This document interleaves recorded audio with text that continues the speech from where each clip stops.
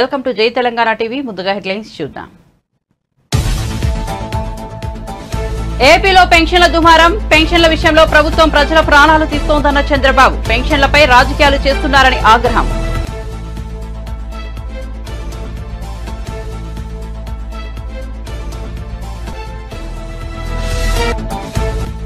కడప జిల్లాలో బస్సు యాత్రను ప్రారంభించిన షర్మిల. వివేక హత్య కేసు నిందితుడికి జగన్ టికెట్ ఇచ్చారని మండిపాటు. హంతకులను కాపాడుకునేందుకు జగన్ సీఎం పదవిని వాడుకుంటున్నారని విమర్శ.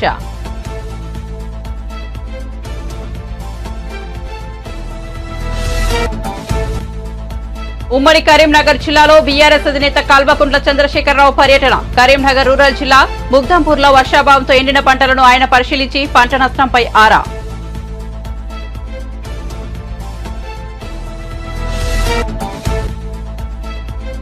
తాడూరి శ్రీనివాసరావుతో పాటు బీజేపీలో చేరిన పలువురు బీఆర్ఎస్ ఉప్పల్ నాయకులు. వారికి కండువా కప్పి పార్టీలోకి ఆహ్వానించిన కిషన్ రెడ్డి.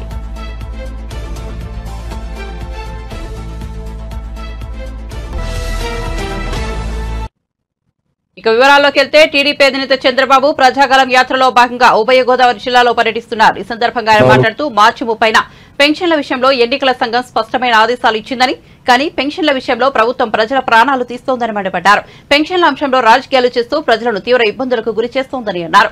వాలంటీర్లు రాజీనామా చేయాలని వైసీపీ నేతలు ఒత్తిడి చేస్తున్నారని ఆరోపించారు. వాలంటీర్లపై అక్రమ కేసులు పెట్టి జీవితాలు నాశనం చేస్తున్నారని మండిపడ్డారు. తండ్రి వైఎస్, బాబాయ్ వివేక చనిపోయినప్పుడు జగన్ రాజకీయ లబ్ధి పొందారని, ఇప్పుడు పెన్షన్ల విషయంలోనూ శవ రాజకీయాలు చేస్తూ లబ్ధి పొందాలని చూస్తున్నారని చంద్రబాబు విమర్శించారు.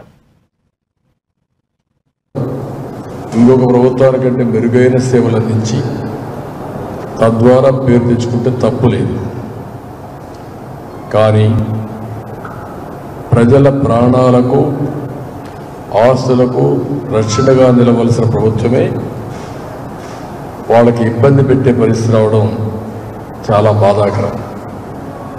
రాజకీయాలన్నింటివి మనం చేసే పన్ను వల్ల ఓట్లు పడాలి తప్ప ప్రజల్ని ఇబ్బంది పెట్టి తప్పుడు సమాచారం ఇచ్చి ఇవన్నీ చేయడం చాలా దారుణం, చాలా బాధాకరం. ఇప్పుడు ఈ విషయంలో మీరు చూస్తే వైఎస్ఆర్ కాంగ్రెస్ పార్టీ డిఎన్ఏలో ఉంది శవ రాజకీయాలు చేయడం. తండ్రి చనిపోతే దాన్ని రాజకీయ లబ్ధి కోసం ప్రయత్నం చేశారు. బాబాయిని చంపేసి మళ్ళీ దండేసి మళ్ళీ సానుభూతి పొందాలని ప్రయత్నం చేసి సానుభూతి పొందారు. ఇప్పుడు ఈ ఎన్నికల్లో వాలంటీర్స్ని చంపేసి తద్వారా రాజకీయ లబ్ధి పొందాలని ప్రయత్నం చేస్తున్నారు. ఇది చాలా క్షమించాలని నేరం ఇది. అందుకే దీంట్లో కొంతమంది అధికారులు కూడా కుట్రలో భాగస్వాములు అయ్యారు. అది ఇంకా మరీ దుర్మార్గమైన కార్యక్రమం. నిన్న జరిగిన ఎపిసోడ్ మొదటి తారీఖున పెన్షన్లు ఇవ్వాలి. ఎందుకు మొదటి తారీఖు పెన్షన్లు ఇవ్వలేదు? మీరు మీ దగ్గర డబ్బులు లేవు. వచ్చిన డబ్బులు వీళ్ళు ఓడిపోతామని తెలిసిపోయి వీళ్ళ కాంట్రాక్టులకు 13,000 కోట్ల రూపాయలు కాంట్రాక్టులు దోచిపెట్టారు. ఏప్రిల్ 1 మార్చి బడ్జెట్ ఎండ్ అవుతుంది. మార్చి బడ్జెట్ ఎండ్ అయినప్పుడు ముందే డబ్బులు డ్రా చేసుకోవాలి. ఫస్ట్ వచ్చినప్పుడు కొన్ని హాలిడేస్ కూడా వస్తూ ఉంటాయి. అలాంటప్పుడు అకౌంట్స్ కూడా క్లోజ్ చేయాల్సిన అవసరం ఉంటుంది. ఇలాంటి ఇబ్బందుల్ని ముందే గమనించి ముందే డబ్బులు డ్రా చేసి తద్వారా సకాలంలో వృద్ధులకు ఈ పెన్షన్స్కి అందరికీ పెన్షన్లు ఇస్తే సబబుగా ఉండేది. అట్లా కాకుండా టోటల్గా ఈ ఇష్యూని మెస్అప్ చేసి వీళ్ళ స్వార్థ ప్రయోజనాల కోసం 13,000 కోట్ల రూపాయలు డైవర్ట్ చేసి. ఎంబీసీ కార్పొరేషన్ మాజీ చైర్మన్ తాడూరి శ్రీనివాస్ బీఆర్ఎస్ పార్టీకి రాజీనామా చేసి బీజేపీలో చేరారు. ఆయనతో పాటు ఉప్పల్ నియోజకవర్గానికి చెందిన పలువురు నేతలు కమలం పార్టీ జెండాను కప్పుకున్నారు. వారికి కేంద్ర మంత్రి, బీజేపీ తెలంగాణ రాష్ట్ర అధ్యక్షుడు కిషన్ రెడ్డి కండువా కప్పి పార్టీలోకి ఆహ్వానించారు. ఈ కార్యక్రమంలో మల్కాజ్గిరి లోక్సభ అభ్యర్థి ఈటెల రాజేందర్, రామచంద్రరావు, ఎన్వీఎస్ఎస్ ప్రభాకర్ తదితరులు కూడా పాల్గొన్నారు. ఈ సందర్భంగా కిషన్ రెడ్డి మాట్లాడుతూ కాంగ్రెస్ పార్టీ అమలు కాని హామీలు ఇచ్చిందని మండిపడ్డారు. అసెంబ్లీ ఎన్నికలకు ముందు అనేక హామీలతో ప్రజలను మోసం చేసిందన్నారు. 100 రోజుల్లో హామీలను పూర్తి చేస్తామని చెప్పారని, కానీ ఆ పార్టీకి ఇంకా గడువు పూర్తయినట్లుగా లేదని ఎద్దేవా చేశారు. హుందాగా గౌరవప్రదంగా వివరించినటువంటి వ్యక్తి. అంతేకాకుండా కమిట్మెంట్తో వారు తెలంగాణ రాష్ట్ర ఏర్పాటు కోసం ఒక ఉద్యమకారుడిగా పోరాటం చేసినటువంటి వ్యక్తి. పార్టీలో చేరిన తర్వాత కూడా మరి అదే కమిట్మెంట్తో రాజకీయ పార్టీ కార్యకర్తగా కూడా పనిచేశారు. వారు ఈరోజు హైకోర్టులో మరి న్యాయవాదిగా కూడా పనిచేస్తా ఉన్నారు. వారిని ఒక బడుగు బలైన వర్గాల నుంచి పనిచేస్తున్నటువంటి వ్యక్తి. వారు చైర్మన్ గా ఉన్నప్పుడు కూడా మరి ఉన్నంతలో ఎంబీసీ సామాజిక వర్గాలకు న్యాయం చేసేటువంటి ప్రయత్నం చేయడం జరిగింది. ఈరోజు రానున్నటువంటి పార్లమెంట్ ఎన్నికలను దృష్టి పెట్టుకుని దేశంలో ఇప్పుడున్నటువంటి పరిస్థితుల్లో ప్రధానమంత్రి గారు మళ్లీ ప్రధాని కావాలి నరేంద్ర మోడీ గారు అనేటువంటి ఒక లక్ష్యంతో ఈరోజు భారతీయ జనతా పార్టీలో చేరుతున్నారు. వారిని మనస్ఫూర్తిగా స్వాగతం పలుకుతా ఉన్నాను. మీరు అప్పులు కడితే వెంటనే మళ్లీ తీసుకోండి 2 లక్షల అప్పులు. డిసెంబర్లో నేను అధికారంలోకి వస్తాను, కాంగ్రెస్ పార్టీ సోనియమ్మ రాజ్యం వస్తుంది, అప్పులు మేమే తీరుస్తాము కాబట్టి మళ్లీ వెంటనే తీసుకోండి అని చెప్పి కూడా రైతులను మభ్యపెట్టేటువంటి ప్రయత్నము, మోసం చేసేటువంటి ప్రయత్నం చేస్తా ఉన్నారు. నేను ముఖ్యమంత్రి గారిని అడుగుతాను, మీకు 100 రోజులు అంటే ఎప్పుడవుతుంది? మీకు డిసెంబర్ అంటే ఏ డిసెంబరు? 23 డిసెంబరా లేకపోతే మరీ డిసెంబరు? దానికి తోడు ఈరోజు అనేక రకాల హామీలు. ఈరోజు కాంగ్రెస్ పార్టీ పని ఎట్లా ఉందా అంటే గాల్లో దీపం పెట్టి దేవుడు అన్నట్టున్నది.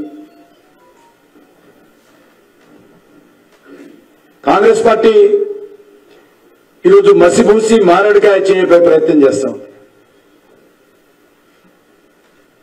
నేను రేపు ఏం మొక్క పెట్టుకొని మీరు తుగ్గూడలో మీటింగ్ పెట్టాలని అడుగుతా ఉన్నాను, ఏం సాధించాలని అడుగుతా ఉన్నాను.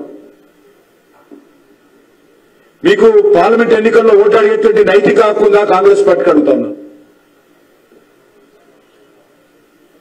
ఇచ్చినటువంటి హామీలు అమలు చేయకుండా ముఖ్యమంత్రి గారు అంటారు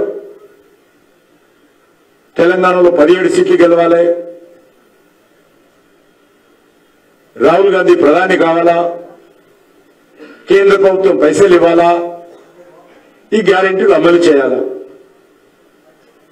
అంటే ప్రత్యక్షంగా పరోక్షంగా గ్యారెంటీలు అమలు చేయమని ముఖ్యమంత్రి గారు ఒప్పుకుంటున్నారు. ఎందుకంటే కనుచూపు మేరలో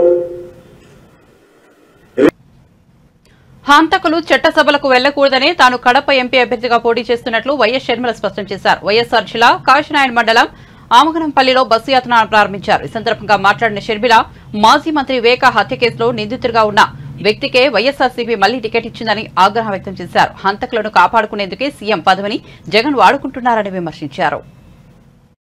ముఖ్యమంత్రిగా ఉన్నారు, మరి జగన్మోహన్ రెడ్డి గారు ముఖ్యమంత్రి కాకముందు స్పెషల్ స్టేటస్ తీసుకొస్తానని చెప్పారు. వచ్చిందా స్పెషల్ స్టేటస్? ప్రత్యేక హోదా వచ్చినుంటే మన రాష్ట్రంలో నియోజకవర్గానికి కనీసం ఒక 100 కొత్త పరిశ్రమలు వచ్చేవి. అంటే ఎంత అభివృద్ధి జరిగి ఉండేది, ఎన్ని ఉద్యోగాలు వచ్చుండేవి, ఎంత బాగుపడేది మన రాష్ట్రం. స్పెషల్ స్టేటస్ ను తాకట్టు పెట్టాడు జగన్మోహన్ రెడ్డి గారు, బీజేపీ పార్టీ. స్పెషల్ స్టేటస్ ఈ రోజు లేదు, పోలవరం ప్రాజెక్టు లేదు, రాజధాని లేదు, కడప స్టీల్ ఫ్యాక్టరీ లేదు, కడపకి బెంగళూరుకి రైల్వే లైన్ రాజశేఖర రెడ్డి గారు ఉండుంటే ఎప్పుడో అయిపోయాయి. ఇలా ఒక్కటంటే ఒక్కటికి కూడా అభివృద్ధికి నోచుకోలేదు మన రాష్ట్రం. ఇవన్నీ ఒక ఎత్తు అయితే ఈరోజు రాజశేఖర రెడ్డి బిడ్డ కడప పార్లమెంటుకు పోటీ చేయడానికి కారణం అదే జగన్మోహన్ రెడ్డి గారు.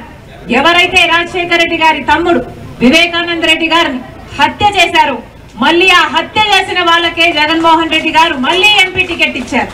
ఇది ఎంత మటుకు సబబు అని అడుగుతున్నాం. దోషులు వాళ్ళు అని సిబిఐ చెప్తుంది, సాక్ష్యాలు చెప్తున్నాయి, ఆధారాలున్నాయి. వాగ్మూలాలు ఉన్నాయి, ఇలాంటి అన్ని ఉన్నప్పటికీ కూడా ఈ రోజు వరకు కూడా హత్య చేసిన వాళ్ళకి ఇంకా శిక్ష పడలేదు అంటే జగన్మోహన్ రెడ్డి గారు అధికారాన్ని అడ్డు పెట్టుకొని వాళ్ళని కాపాడుతుండడమే కారణం. ఇదంతా ఒకటైతే ఈ రోజు కడప పార్లమెంట్ సీటు మళ్ళీ వాళ్ళకే ఇచ్చారు జగనన్న గారు అంటే ఇక అహంకారం కాకపోతే దీన్ని ఏమనుకోవాలి? అధికారం ఇచ్చింది ఎందుకు? అధికారం ఇచ్చింది జగనన్న గారికి స్పెషల్ స్టేటస్ తీసుకొస్తారు. ఓట్లేసింది ఎందుకు? పోలవరం ప్రాజెక్టు కట్టారు. ముఖ్యమంత్రిని చేసింది ఎందుకు? రాజధాని కట్టారు. కానీ ఆ అధికారాన్ని ఆ పదవిని ఈ రోజు జగనన్న గారు హంతకులను కాపాడడం కోసం వాడుతున్నారు అంటే ఇది దురదృష్టం కాకపోతే ఇంకా ఏమిటి? ఇది దుర్మార్గం కాకపోతే ఇంకా ఏమిటి? ఈ రోజు రాజశేఖర రెడ్డి బిడ్డను నేను ఈ అన్యాయాన్ని అడ్డుకోవడానికే ఈ రోజు రాజశేఖర రెడ్డి బిడ్డ కడప ఎంపీగా పోటీ చేస్తుంది కాంగ్రెస్ పార్టీ తరఫున. మళ్ళీ హంతకులు గెలవకూడదని, మళ్ళీ హంతకులకు చట్ట సభలకు వెళ్ళకూడదని రాజశేఖర రెడ్డి బిడ్డ ఈ నిర్ణయం తీసుకుంది. ఒకవైపు నేను రాజశేఖర రెడ్డి బిడ్డనున్నాను, ఇంకోవైపు రాజశేఖర రెడ్డి తమ్ముడు వివేకానంద రెడ్డిని హత్య చేసిన అవినాష్ రెడ్డి ఉన్నారు. ఎవరిని ఎంచుకుంటారో నిర్ణయం మీ చేతుల్లోనే ఉంది. ఇప్పుడు జగనన్న గారు ముఖ్యమంత్రిగా ఉన్నారు. మరి జగన్మోహన్ రెడ్డి గారు ముఖ్యమంత్రి కాకముందు స్పెషల్ స్టేటస్ తీసుకో తొలి తెలుగు టీవీ న్యూస్ రీడర్ శాంతి స్వరూప్ కన్నుమూశారు. హైదరాబాద్ లోని యశోద ఆసుపత్రిలో ఆయన తుదిశ్వాస విడిచారు. 2 రోజుల క్రితం ఆయన గుండెపోటుకు గురయ్యారు. వెంటనే కుటుంబ సభ్యులు ఆయన ఆసుపత్రికి తరలించారు. ఆసుపత్రిలో చికిత్స పొందుతూ ఆయన కన్నుమూశారు. 1983 నవంబర్ 14న దూరదర్శన్ ఛానల్లో ఆయన వార్తలు చదవడం ప్రారంభించారు. టెలిప్రాంప్టర్ లేకుండా కేవలం పేపర్ చూసి 10 ఏళ్ల పాటు ఆయన వార్తలు చదివారు. న్యూస్ రీడర్ గా తెలుగు ప్రజల మనసులో చెరగని ముద్ర వేశారు. 2011లో పదవీ విరమణ పొందారు. రిటైర్ అయ్యేంత వరకు ఆయన వార్తలు చదువుతూనే ఉన్నారు. లైఫ్ టైం అచీవ్మెంట్ అవార్డును కూడా ఆయన అందుకున్నారు. శాంతి స్వరూప్ మృతి పట్ల రాజకీయ ప్రముఖులు, జర్నలిస్టులు సంతాపం వ్యక్తం చేస్తున్నారు. శాంతి స్వరూప్ భార్య రోజారాణి కూడా టీవీ యాంకర్ గా పనిచేశారు. కొంతకాలం క్రితమే ఆమె కూడా కన్నుమూశారు. వీరికి 2 కుమారులు ఉన్నారు.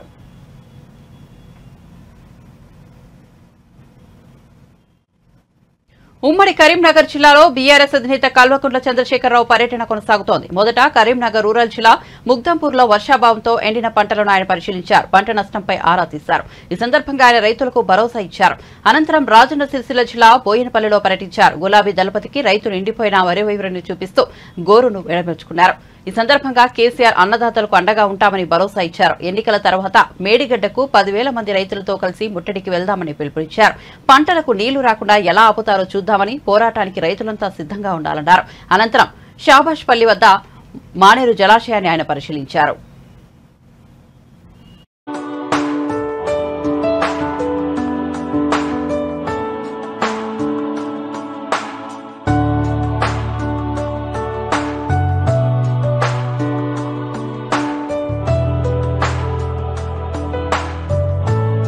ఇక్కడ బాధ కలిగే విషయం ఏంటంటే, నేను కూడా దుఃఖంతో చెప్తున్న మాట ఏంటంటే, కాలం కాకపోతేనేమో రైతు ఇంత నష్టపోడు, కాలం కాలేదని దేవుని ధర్మాన్ని తిట్టుకుంటాడు, పంట వేయడు. కానీ ఇక్కడ పంట వేసి పెట్టుబడి పెట్టి ప్రతి ఊర్లో కూడా వాళ్ళు రోధిస్తున్నది బాధపడకుండా ఇలా మగ్దుంపూర్లో కానీ ప్రతి చోట చెప్పింది ఏంటంటే 25,000 పెట్టమని కొందరు, 28,000 పెట్టమని కొందరు, 22,000 పెట్టమని కొందరు. ఒక్కొక్క రైతు ఎకరానికి ఎంత పెట్టుబడి పెట్టిండో ఇంత పెట్టుబడి పెట్టి గగ్గపాలైన సార్ అని వాళ్ళు మొత్తుకుంటా ఉన్నారు. మేము వేయకపోతే బాధ లేదు, కానీ కారణం ఏంది?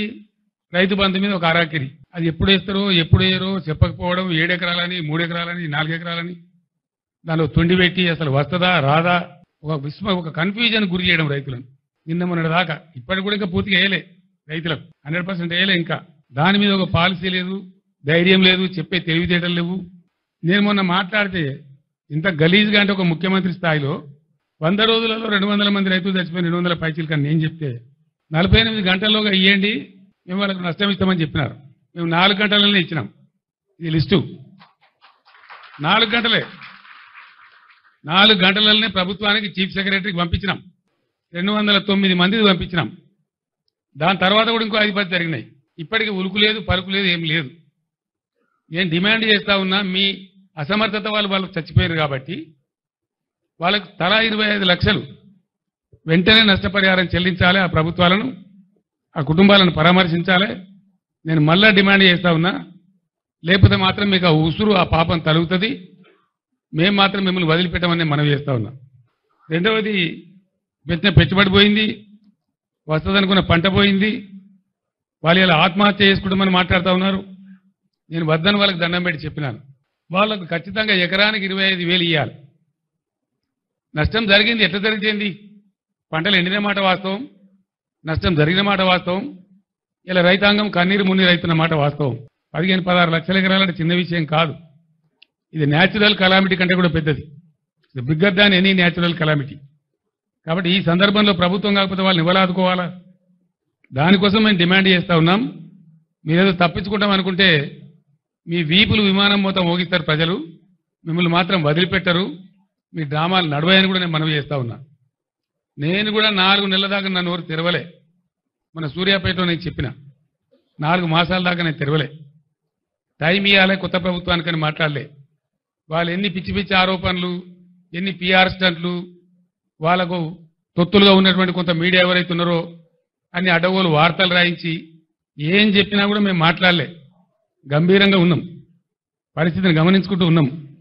మంచి చెడ్డలు ప్రజలకు కూడా తెలవాలనే ఉద్దేశంతో ఉన్నాం. మేము మాట్లాడలే. మేము చెప్పేది ఇలా ఎండిపోయిన పంటలు వట్టిగా తమాషగా చెప్తే మీకు ఎండిపోయిన పంటలు రైతులు ఇచ్చిన ఫోటోలు ఇవి మేము తీసినవి కావు. మేము పోయే వరకే పెట్టుకున్నారు వాళ్ళు. మేము పోయిన గ్రామాలలో ఎన్ రూట్లో పెట్టుకొని ఉన్నారు. ఇగో ఈ విధంగా ఎండిపోయినాయి పంటలు, ఇంత భయంకరంగా ఎండిపోయినాయి. ఇవన్నీ ఎన్నికల సమయం దగ్గర పడుతున్న కొద్దీ ఆయా పార్టీలలోకి చేరికలు ఊపందుకున్నాయి. ఈ క్రమంలో ఉండవల్లిలో టీడీపీ జాతీయ ప్రధాన కార్యదర్శి నారా లోకేష్ సమక్షంలో భారీగా చేరికలు జరిగాయి. గుంటూరు, అనంతపురం జిల్లాలకు చెందిన నేతలు పెద్ద సంఖ్యలో టీడీపీలో చేరారు. గుంటూరుకు చెందిన తాడిశెట్టి మురళీమోహన్ లోకేష్ సమక్షంలో కుటుంబ సభ్యులతో సహా టీడీపీ తీర్థం పుచ్చుకున్నారు. గతంలో గుంటూరు పశ్చిమ ఎమ్మెల్యేగా పనిచేసిన తాడిశెట్టి వెంకట్రావు సోదరుడే తాడిశెట్టి మురళి గతంలో డిప్యూటీ మేయర్గా వ్యవహరించారు. ఇటీవలే తాడిశెట్టి బ్రదర్స్ వైసీపీకి గుడ్ బై చెప్పారు. లోకేష్ సమక్షంలో తాడిశెట్టి మురళీమోహన్, ఆయన అనసూయలు పెద్ద సంఖ్యలో టీడీపీలోకి వచ్చారు. వారందరికీ టీడీపీ కండువాలు కప్పిన లోకేష్ పార్టీలోకి సాదర స్వాగతం పలికారు. ఈ సందర్భంగా లోకేష్ మాట్లాడుతూ వైసీపీని ఏపీ ఖాళీ చేసి పారిపోయే పరిస్థితి ఇప్పుడే వచ్చిందని వ్యాఖ్యానించారు. ప్రజలు తమ వైపే ఉన్నారని, తమ మేనిఫెస్టోలోని సూపర్ 6 పథకాలను తప్పక అమలు చేస్తామని అన్నారు. అతని పుస్తకం నుంచి పేపర్లు చింపి నోట్లో కుట్టేసి ఏకంగా కాలు చేతులు కట్టేసి పెట్రోల్ పోసి తగలబెట్టి చంపేశారు. తల్లి ఎంత న్యాయం ఒక్కసారి ఆలోచించండి. ఆనాడు తెలుగుదేశం పార్టీ పోరాడిన తర్వాతనే ఈ ప్రభుత్వం ముందరికి కదిలింది. కానీ ఆ రోజు కూడా నవ్వుతా చెక్కిస్తాం జరిగింది. అందుకే నేను పాదయాత్రలో హామీ ఇచ్చా, ఎస్సీ ఎస్టీ అట్రాసిటీస్ యాక్ట్ ద్వారా బీసీలకు ఒక ప్రత్యేక రక్షణ చట్టం తీసుకొచ్చే బాధ్యత తెలుగుదేశం జనసేన ప్రభుత్వం తీసుకొస్తుంది. ఇది తరతరాలుగా మన బీసీ సోదరులకు ఉన్న కోరిక. ఎవరిని అసభ్యంగా మాట్లాడినా, ఇబ్బంది పెట్టినా ఏకంగా మనమే వాళ్ళ పైన కేసులు పెట్టే రోజులు 2 నెలల్లో వస్తాయని మా బీసీ సోదరులకి ఈ సభాముఖంగా హామీ ఇస్తున్నా. మనందరూ ఒక్కసారి ఆలోచించాలి. ఈ రోజు మనం గౌరవం కోసం బతుకుతున్నాం. మనం చూసాం ఈ ప్రభుత్వం సలహాదారులని, వీళ్ళని వాళ్ళని పదవులు ఇచ్చారని చంకలు గుర్తుకుంటున్నారు. కానీ తిరుమలకి ముఖ్యమంత్రి వెళ్తే ఆయన పక్కన కూర్చునేది ఆయన సొంత సామాజిక వర్గానికి చెందిన వ్యక్తులు.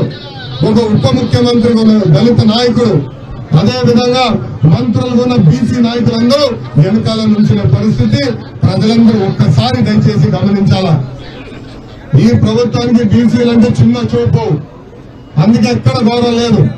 ఇక్కడున్న కుర్రోళ్ళు అడుగుతున్నా, ఊర్లో ఒక్క లోన వచ్చిందా? ఒక్కరినైనా ఆదుకున్నారా? గాలి వదిలేసింది ప్రభుత్వం. ఆనాడు ఆదరణ పథకం ద్వారా మీరు 10% డబ్బులు కట్టారు. కనీసం పని ఇస్తాం కాదు కదా, కట్టిన 10% డబ్బులు తిరిగి మీకు వెనక్కి ఇవ్వలేదు. అందుకే బీసీ సోదరులు చెప్తున్నా, ఆదరణ పథకం ద్వారా ప్రతి సంవత్సరం మెరుగైన పనిముట్లు కొనిస్తాం. బీఆర్ఎస్ ఖాళీ అవుతోందనే భయంతో ప్రజల దృష్టి మరలించేందుకే కేసీఆర్ బయటకు వస్తున్నారని ఉప ముఖ్యమంత్రి బట్టి విక్రమార్క అన్నారు. 3 నెలల క్రితం వచ్చిన ప్రభుత్వం కరువుకు ఎలా కారణమవుతోందో చెప్పాలని ఆయన నిలదీశారు. నాడు కేసీఆర్ తీసుకున్న నిర్ణయాలే నీటి కష్టాలకు కారణమయ్యాయని ఆరోపించారు. భారీ ప్రజానికం, తెలంగాణకు సంబంధించినటువంటి కాంగ్రెస్ నాయకత్వం, శ్రేణులు, అభిమానులందరూ కూడా కదం తొక్కుతూ అఖిల భారత కాంగ్రెస్ కమిటీ మేనిఫెస్టో రిలీజ్ కార్యక్రమాన్ని తుక్కుగూడలో రేపుతా ఉంది. ఇది ఈ దేశానికి దిశానిర్దేశం చేసేంత స్థాయిలో భారీ బహిరంగ సభ జరగబోతుంది. కాంగ్రెస్ అంటేనే ప్రజలంటేనే కాంగ్రెస్. ఈ దేశ ప్రజాస్వామ్యాన్ని, ప్రజల సంక్షేమాన్ని నిలబెట్టే దిశలో కాంగ్రెస్ పార్టీకి సంబంధించిన మేనిఫెస్టో రేపు ఉండబోతాం. ఈ దేశ ఆర్థిక వనరుల్ని, సహజ వనరులన్నింటినీ కూడా ప్రజలకే చెందాలి, దేశానికే చెందాలి అనేటట్టుగా కాంగ్రెస్ పార్టీకి సంబంధించిన నిర్ణయాలు ఉంటాయని రేపు సభలో తెలుస్తుంది. కరువు తీసుకొని వచ్చిందే కేసీఆర్. వానాకాలంలో పడ్డ నీటిని జాగ్రత్తగా ఒడిసిపట్టుకొని ప్రాజెక్టులో నిలబెట్టుకొని ఆ నీటిని ప్రణాళికాబద్ధంగా వాడుకొని ఉంటే ఈరోజు కరువు వచ్చేది కాదు, ఇబ్బంది ఉండేది కాదు. మేము వచ్చింది వానాకాలం అయిపోయిన తర్వాత చలికాలంలో వచ్చాము అధికారంలో. మేము వచ్చిన తర్వాత వర్షాలు అంటే వానాకాలం రాలేదు, లేకపోతే పడ్డ నీళ్ళని వృధా చేయలేదు. వృధా చేసింది నువ్వు. పడ్డ నీళ్ళని ప్రజలకు అందించకుండా ఉండే విధంగా అత్యంత పాలన లేకుండా గాలికి వదిలేసినటువంటి మీ విధానం వల్లనే ఈరోజు రాష్ట్రంలో కరువు, నీటి ఎద్దటి ఏర్పడింది. ఇది ప్రజలందరికీ తెలుసు. దాన్ని కప్పిపుచ్చుకోవటం కోసం, లేకపోతే టీఆర్ఎస్ పార్టీలో ఉన్న నాయకత్వం అంతా ఖాళీ చేసి వెళ్ళిపోతూ ఉంటే దాన్ని కప్పిపుచ్చుకోవటం కోసం, లేకపోతే ప్రజల్లో మనసుని, మార్గాన్ని మళ్లించడం కోసం చేసే ప్రయత్నం చేస్తున్నాడు. కానీ వారు ఎన్ని చేసినా చేయగలిగేది ఏమి లేదు. ఎందుకంటే మేము వచ్చింది డిసెంబర్లో. డిసెంబర్ కంటే ముందు ఋతుపవనాలు వస్తుంది, జూన్, జూలై మాసాలు. అప్పుడున్నది అధికారంలో వాళ్ళే. వాళ్ళు ఉన్న సమయంలో కృష్ణానదిలో నీళ్లు సరిగా మానిటర్ చేసినా, గోదావరి నీళ్ళని సరిగా మానిటర్ చేసినా ఈ పరిస్థితి ఉండేది కాదు. 100 రోజుల్లో మేము జాగ్రత్తగా కాపాడుకుంటూ వచ్చాం కాబట్టి కరెంటు కష్టాలు లేకుండా ఈరోజు రాష్ట్రానికి కరెంటు ఇవ్వగలుగుతాం. టీడీపీ, జనసేన, బీజేపీ జెండాలు వేరైనా ఎజెండా ఒకటేనని టీడీపీ అధినేత చంద్రబాబు సతీమణి నారా భువనేశ్వర్ అన్నారు. రాష్ట్రంలో ప్రజాపాలన అందించాలంటే ఎన్డీఏ కూటమికి ఓటేయాలని పిలుపునిచ్చారు. నిజం గెలవాలి కార్యక్రమంలో భాగంగా నంద్యాలలో శుక్రవారం ఆమె పర్యటించారు. చంద్రబాబు అరెస్టుతో మనస్తాపానికి గురై చనిపోయిన బాధిత కుటుంబాలను భువనేశ్వరి పరామర్శించారు.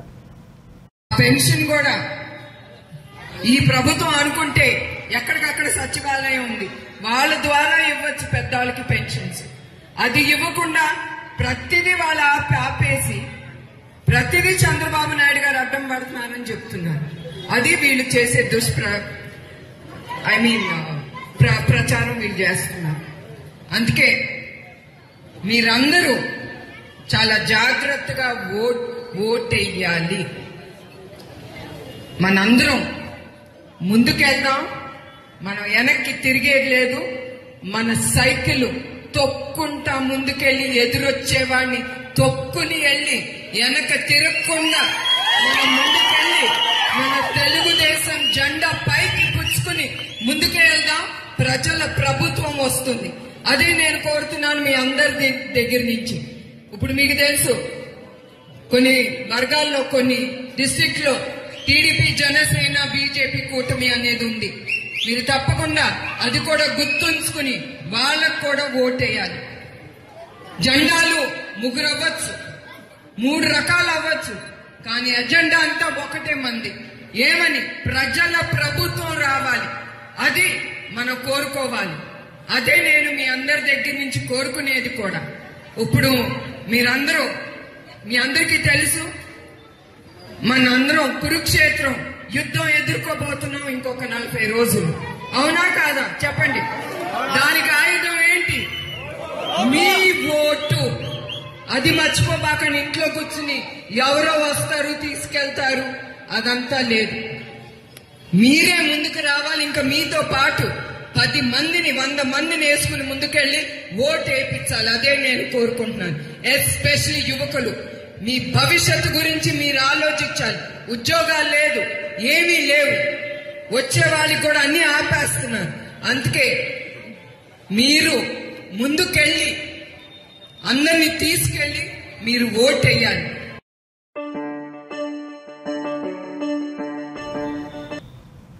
రాష్ట్రంలో ప్రజలందరూ మార్పు కోరుకుంటున్నారని, మే 13న జరిగే ఎన్నికల్లో ఆ మార్పు వస్తుందని ఏపీ బీజేపీ అధ్యక్షులు దగ్గుపాటి పురంధేశ్వరి అన్నారు. ప్రముఖ పుణ్యక్షేత్రం ద్వారకా తిరుమల ఆలయాన్ని ఆమె శుక్రవారం సందర్శించారు. కుటుంబ సమేతంగా వెంకటేశ్వర స్వామి సేవలో పాల్గొన్నారు. ఈ సందర్భంగా పురంధేశ్వరి మీడియాతో మాట్లాడారు. వారి ఆశీర్వాదాలు భారతీయ జనతా పార్టీ అభ్యర్థులందరికీ ఉండాలి. అదేవిధంగా కూటమి ఎన్డీఏ కూటమి ఏదైతే ఉందో కూటమి అభ్యర్థులకు అందరికీ ఉండాలి అని చెప్పి నేను భగవంతుడిని ప్రార్థిస్తున్నాను. అండ్ రాష్ట్రంలో ఉన్నటువంటి పరిస్థితుల దృష్ట్యా ఖచ్చితంగా ప్రజలందరూ కూడా మార్పును ఆకాంక్షిస్తున్నారు. ఆ మార్పు మే 13వ తారీఖున జరిగేటువంటి ఎన్నికల్లో ఆ మార్పు వస్తుంది అని చెప్పి మేమందరం కూడా గట్టిగా విశ్వసిస్తున్నాము. ప్రజలందరూ కూడా రాష్ట్రంలో ఉన్నటువంటి పరిస్థితుల్ని గమనిస్తూ ఈ కూటమి ఏదైతే నిలబడిందో ఎన్డీఏ కూటమి ఇటు రాష్ట్ర అభివృద్ధిని ఆకాంక్షించినా అటు దేశాభివృద్ధిని ఆకాంక్షించినా ఖచ్చితంగా ఎన్డీఏ కూటమి అభ్యర్థులందరికీ కూడా ప్రజలందరూ ఓటు వేసి గెలిపించాలని చెప్పి అభ్యర్థిస్తున్నాను. అదేవిధంగా ఎండోమెంట్స్ కి సంబంధించినటువంటి సిబ్బంది ఎవరైతే ఉన్నారు వారందరినీ కూడా ఎలక్షన్ విధిలోకి వాడుకోవాలి అని చెప్పి ప్రభుత్వం భావిస్తుంది. అయితే ఇప్పుడు మనందరికీ తెలిసి ఉత్తరాయణం వచ్చింది. ఉత్తరాయణ సందర్భంలో పండుగలు ఎక్కువగా ఉంటాయి. మరి వీరందరినీ తీసుకెళ్లి ఎలక్షన్ డ్యూటీలో పెట్టినట్లయితే కనుక భక్తులు చాలా ఇబ్బంది పడేటువంటి అవకాశం ఉంటుంది. కనుక ఎలక్షన్ కమిషన్ కూడా దీన్ని దృష్టిలో తీసుకుని ఎవరైతే ఎండోమెంట్ సిబ్బంది ఉన్నారో వారిని ఎలక్షన్ విధులకి వాడకుండా ఊళ్ళో భక్తులు ఎవరైతే వస్తారో వారికి అన్ని సదుపాయాలు సమకూర్చడానికి వారి సేవలు గుళ్లలో వినియోగించుకోవాలని చెప్పి అభ్యర్థిస్తున్నారు. అంబేద్కర్ కోనసీమ జిల్లా కోనసీమ తిరుమల వాడపల్లి వెంకటేశ్వర స్వామి ఆలయంలో 5 రోజుల పాటు శ్రీ స్వామివారి ఆధ్యానోత్సవాలు జరుగుతాయి. ఇందులో భాగంగా ఈ రోజు స్వామివారి అమ్మవార్ల వసంత మండపంలో భక్తులకు అష్టోత్తర పూజలు జరిపారు అర్చక స్వాములు. ఆధ్యాత్మిక ఉత్సవాల్లో భాగంగా కేరళ వాయిద్యాలు భక్తులను అలరించాయి. కోనసీమ తిరుమలగా పేరుతున్న వెంకటేశ్వర స్వామి ఆలయానికి భక్తులు పోటెత్తారు. భక్తులకు ఎలాంటి ఇబ్బందులు కలగకుండా ఆలయ సిబ్బంది ప్రత్యేక ఏర్పాట్లు చేశారు.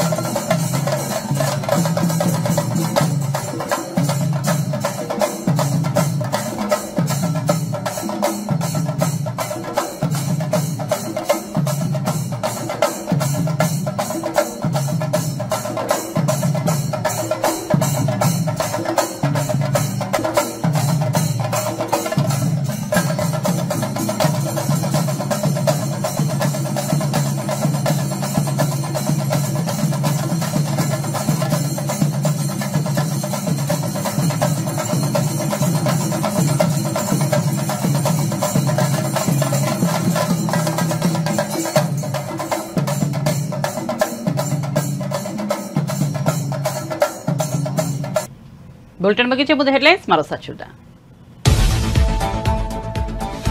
ఏపీలో పెన్షన్ల దుమారం. పెన్షన్ల విషయంలో ప్రభుత్వం ప్రజల ప్రాణాలు తీస్తోందన్న చంద్రబాబు. పెన్షన్లపై రాజకీయాలు చేస్తున్నారని ఆగ్రహం.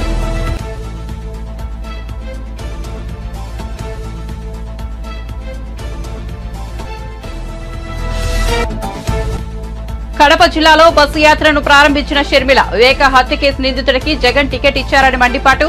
హంతకులను కాపాడేందుకు జగన్ సీఎం పదవిని వాడుకుంటున్నారని విమర్శ.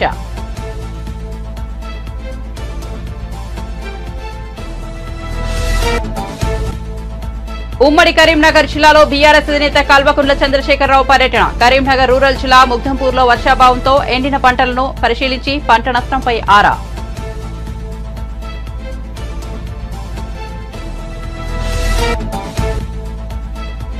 తాడూరి శ్రీనివాసరావుతో పాటు బీజేపీలో చేరిన పలువురు బీఆర్ఎస్ ఉప్పల్ నాయకులు. వారికి కండువా కప్పి పార్టీలోకి ఆహ్వానించిన కిషన్ రెడ్డి.